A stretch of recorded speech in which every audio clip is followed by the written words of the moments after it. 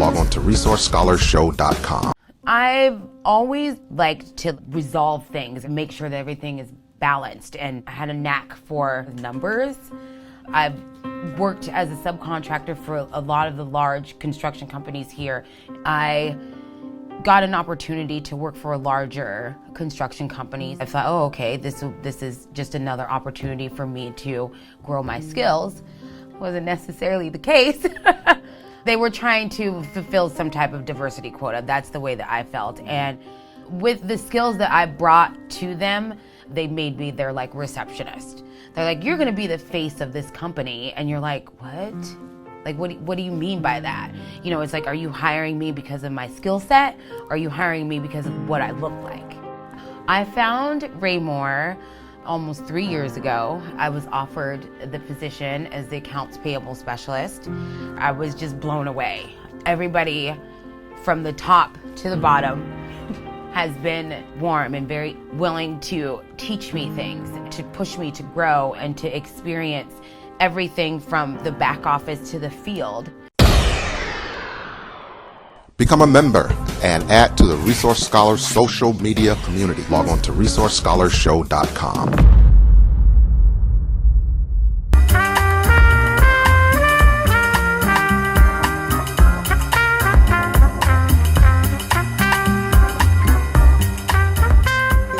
So if I'm a minority contractor and an employee, what kind of resources and training can I look forward to if I get on this project? You know, we just take it for granted that these people are, I'm talking about the white guys, are skilled, but they receive training ongoing on these projects. So tell us a little bit about the design, training, and resources, supports resources for anybody that gets on this project.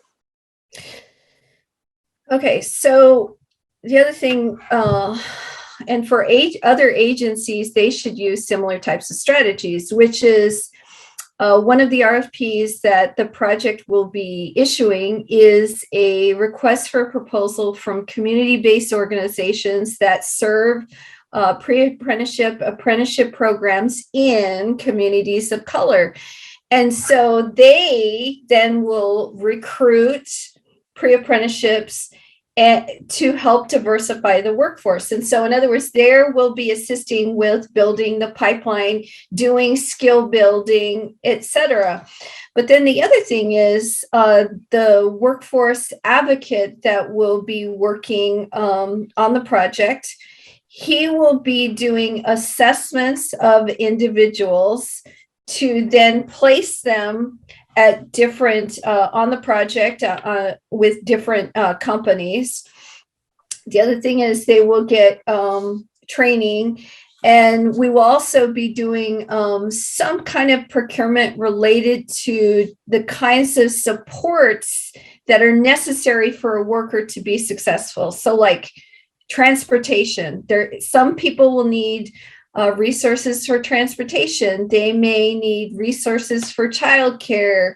If you're a woman, you know, a variety of things like that, wraparound services so that they can be successful in their job.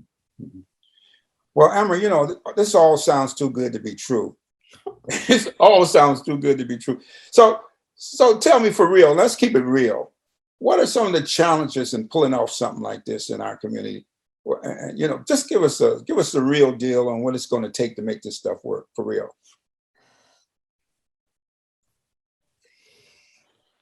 Timing. Everything has to be timed right. Okay, let me think about that. Let's see. While you're thinking, I was thinking myself that we're working against many decades of discrimination and agencies. And I'm thinking of your civil rights manager who just left there, who put together I thought a dynamite, plan on what they need to do to address some of these problems. And one of the things that as a person who works on these committees, we found out that changing the culture of ODOT itself, to me, was going to be a barrier. So talk a little bit about that. I'm just throwing some things out that maybe trigger your own ideas about what the barriers are going to be and what people were going to face, the agencies and our community, in terms of trying to realize the goal of what this project is going to bring to us. Okay. All right. So, okay, I want to give my answer now because I agree.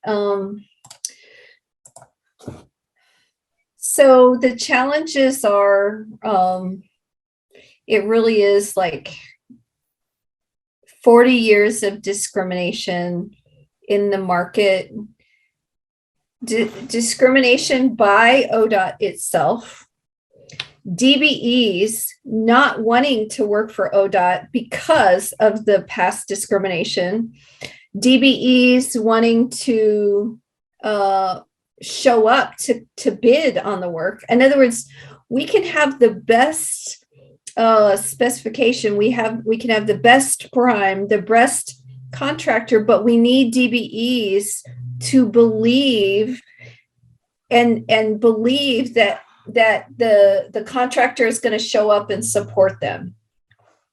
Which means the other thing is ODOT also needs to continuously change and improve the way they do business. They need to be faster in terms of the change management that's occurring as a result of this project for ODOT is humongous. Now, is it keeping at pace with the external consciousness following the George Floyd killing? Not as fast as we would like. But those are just some of the things. Okay. Yeah, absolutely. There is you all are setting up high expectations for this project. I hope you know that. And I'm curious to know what kind of systems or vehicles you have in place to ensure you all stay on track and there's an oversight to see that this stuff works. Tell us a little bit about what's in place. So in terms of oversight, we have one of the best mechanisms, I think, for oversight, and that's the community.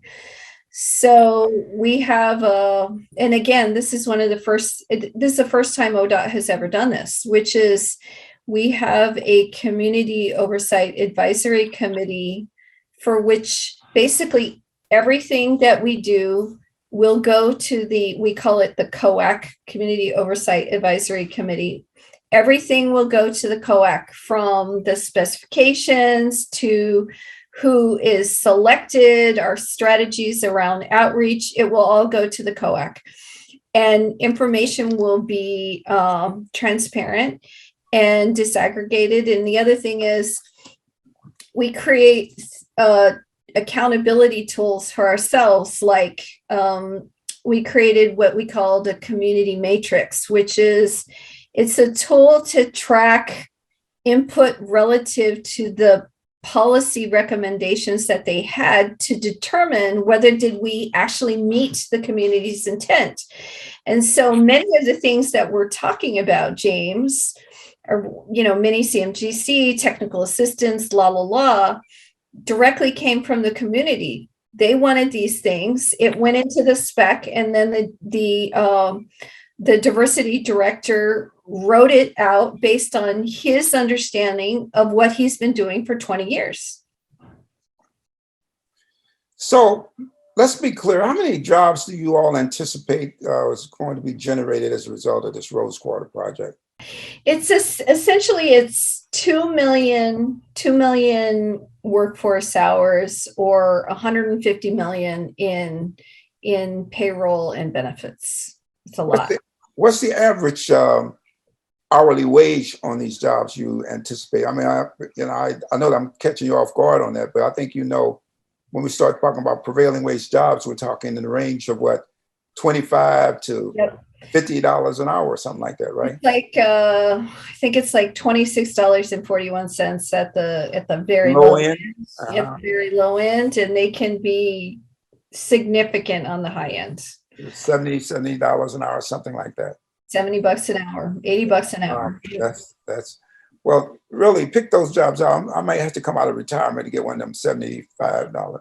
Anyway, I want to ask you, what's the earliest these jobs will be coming online? These projects will be coming online, and we can expect to see, this thing really hit the ground, breaking ground, as it were. Mm-hmm. Okay, so just so that the community has kind of a sense of the progression of the work. So over the next year, we will be bringing some of these mini CMGCs or DBEs to do some priming work. We're in pre-construction, now, into next year, 2022.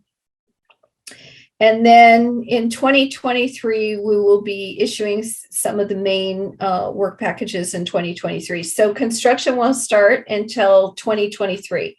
So again, the companies, the companies are the DBEs, and then the workers or the workforce works for the companies. So the workforce will be on board 2023. However, we are doing some placements over the next year. And again, that's the reason why we're building the pipeline now, which is we'll be issuing the RFPs to the community-based organizations next year. They will be helping to build the pipeline in terms of getting people skilled up for the jobs. We will be doing some placements on the job or on with companies over the next year, some, not a lot, some. And then because it's construction, think about all of the other ancillary contracts that will be involved. So there'll be many other opportunities like that too. So what I would say is for those of you that are interested, I would watch the website. There will be many, many events coming up in 2022 where we have events with the community, where we have events with the contractors. And I would say to our young people, I really want young people of color and women to look at this as a way to build wealth, because you can start out at 18 making, $60,000 a year, as opposed to going to college and coming out of college with $100,000 in debt. And many people that go into the construction trades, they end up going to work in the construction trades. They get a retirement. They work for 20 years. They work. They get a retirement, and then oftentimes they then create their own company, and then they have a double retirement. Sometimes they do one trade, and then they get a retirement, and then they go into another trade, and they get a second retirement. So this is, if I had known what I know now, I would have done that. That's a good way of approaching it. Well, what kinds of jobs, can we anticipate early on? And what I'm thinking of, there's always going to be the need for traffic control. Of course, that's always the area where they try to put minorities and so forth. But nevertheless, those are good paying jobs. And on the front end of a job, you're going to always have to have that. And you can always diversify. One of the things, I started out doing flagging and those kind of things myself. And I had I actually had a training company that actually trained flaggers. I did some of the things that once upon a time. Go back and ask some of the MoDOT guys who trained me way back when. Oh, they all dead. I forgot they're all dead now. They all gone. But nevertheless, there's going to be opportunities, I think, for people in traffic control and traffic management kinds of a thing. So I'm sorry. I would suggest that we get a list of the front end jobs. People that really want to be in construction ought to get a CDL, for example, a commercial driver's license, which there are going to be a lot of trucking opportunities, wouldn't you think? Oh, and, transporting equipment, that kind of thing. training on how to use a forklift and safety and all those other things that gives you the basic kind of training, so you'll be in a much more competitive position to try to do this work. If you follow what I'm saying, does that make sense? And maybe you guys come up with a list of those preliminary jobs that you look that will help our community kind of get prepared for these jobs to come online, right? Yeah, it's a great idea.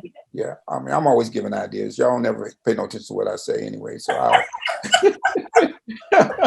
That is not true, James. That is not true. Anyway, I mean, you're right. There's, we need drivers, we need operators, we need laborers, we need finishers, we need electricians, iron workers, carpenters, you name it, we're going to need it. You had to work in a team, bring others along, trust the folks that you were working with, discipline, work ethic, heart, passion. He always likes to press you to do more and to think bigger and to think broader. NAMAC nationally was stood up during the Civil Rights Movement in Oakland, California. And this was really a revolt to some of the oppressive nature of working in union trades. James Posey started the Oregon chapter here in 1997 to stand up the narrative of businesses of color that, for whatever reasons, tend to not get opportunities on public and private projects in a fair and equitable way.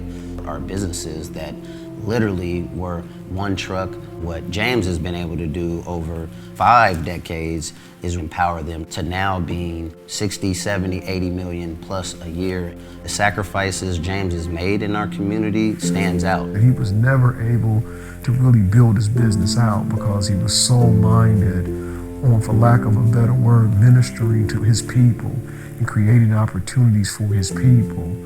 The fathers is the ones that dream the dreams. They're the ones that have the vision. But it's the young men that actually go and have to execute on that and to be overcomers. And I think James always understood that. He always understood the importance of youth and giving us opportunities to be able to grow and learn. There's a lot of people that had to go through a lot of things to be able to survive through Jim Crow, through segregation, through all the oppressive systems and policies. There's nothing like the time we stand in now to where equity's in the forefront, social and economic justice in the forefront. Yeah, so how do you, from a cultural standpoint, we've lost quite a bit. I'm here. This is great conversation. Excellent. Hey, how you doing, Ed? Ed. Yeah, how you doing, man? You doing okay? I'm doing well, much better hearing this type of information. This is refreshing. That's a little bit better. Good. Yeah, that's better, man. Glad to see you. Amber, I just want to ask you, then, this is the thing that's real cool about this I-5 project piece is, if you look down Williams Avenue and Vancouver and, look on MLK, we virtually don't have any Black businesses down there at all from what it used to be. You know the story, don't you? Huh? Yeah, I know. And what people forget is if you don't have any money in your pocket, then you're not likely to go to have an entertainment business that caters to Blacks. You're not able to send your kids to school to talk to them about having an art and culture and music, and these are things that I think white people take for granted, and our kids are sometimes they're without that because it takes money to do all this stuff. And so once you infuse money into a community, then they become excited. They can see the possibilities in the future and so forth. I mean, I'm just talking from me, what I know. And so the culture of what has left Portland can be at least stimulated as a result of having an infusion of resources back into our community. Do you agree with that? Yeah, and I had read when I was in DC, I had read some studies that actually prove that. So people of color, we tend to spend in our communities, and we want to spend in the Black community so that the Black community can spend in their community. That's and create more jobs. That is the indirect job effect of a project like this. So this is $160 million to DBE contractors, $150 million in payroll and benefits. And we want a significant chunk of that money to go in the hands of Black contractors and Black workers.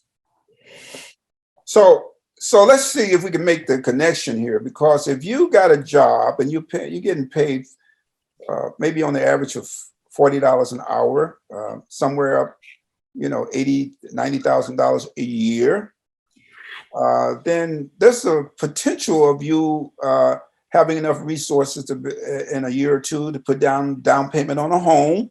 Am I right? Yep. Pay your bills, maybe pay your bills on time. We're talking about a 4-year project, building up your nest egg, so to speak, to have a capacity to maybe open a business. Mm-hmm. And if someone looked at and they saw, like the Black Wall Street, you had Black people with money who was patronizing other Black businesses, then you have the basis of a Black economy. Am I right or not? That's right. That's right. And so, okay, I want to give you the statistics on the home ownership in Portland. So according to the city's housing bureau, the census indicated that the Black ownership rate in Portland is currently 25% compared to white home ownership, which is 56%, right? Double. And the other thing is the median household income for the Black community is $47,000 compared to whites, which is $81,000. So we want to create economic parity because of discrimination. We want to create economic parity. We want good jobs, and let's talk about the Black Wall Street. What happened in Black Wall Street that made it successful is jobs in the hands of Black people. They talk a lot about the amount of time that dollar was spent to stay within that economy. That dollar then was spent with another Black company. And so all of the money stayed and circulated within that community. That's what we want to do here. So this might be a little controversial for you. I mean, you might not want to talk to me on this question right here, but the difference between the private sector and the public sector. A lot of these private sector businesses made money hand over foot on projects like the Rose Quarter. Yet they're just as discriminatory and racist in their hiring and their inability to make sure Black businesses have opportunities within their businesses. And I think of that program that Prosper Portland used to have. They called it the Facade Program. And there was a lot of white businesses on MLK who got money, government money, to make their businesses more, more appealing and so on, et cetera. But they never changed the practice of not hiring people of color who lived right next door to them, who patronized those businesses. Is there any effort on the part of ODOT to try to make sure that the private sector businesses really follow the example of ODOT and the government to hire people of color? Is there any effort to do that? To ensure that ODOT hires private sector or to hire? No, I'm just saying there's no requirement on the part of the private sector people who get contracts and who benefit from this expansion of work. For example, I'm just going to give you an example. Northwest Natural Gas. Uh-huh.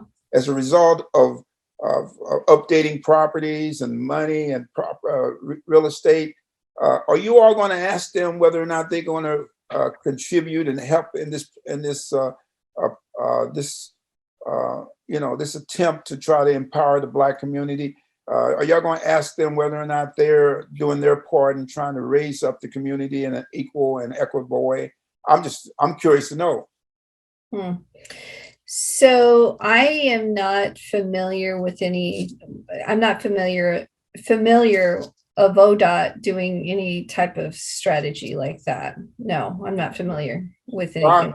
That's another one of my good ideas that y'all can just take and go in there. That sounds good. Hey guys, I had a quick question for Amber. Hey Ed, let's see your face, man. We gotta see you, man. We live, man. Come on, Ed. You know you ain't that bad looking, man. Come on. Hold on. There you go. One of the questions I had is we're looking at the businesses, the DBEs. Mm-hmm. Number one, I understood about the funding. I think that's an excellent way to address it. I've seen it done before. But we also have to consider the capacity. Will they be in a position to perhaps they can get some type of micro loan, maybe something up to 100,000 or something to ensure that they can properly complete the contract? And if that's available, will they also receive the financial education and guidance on that? I know many times you can have a group in place to ensure that they are able to leverage those dollars properly and report back to you how many jobs were created. Amber, Ed is asking whether or not there's going to be a process in place for DBEs to be able to get a loan to assure that they're able to complete their element of work, and whether or not there's going to be any technical assistance or anything to help these DBEs properly manage those resources and guide them in a way that would assure that they're successful. You know, as I said to you before, sometimes these programs are designed to fail because they know what our limitations are, and they just give you just enough rope to hang yourself. Right. And so we're trying to figure out whether or not there's systems in place to make sure that doesn't happen. Right.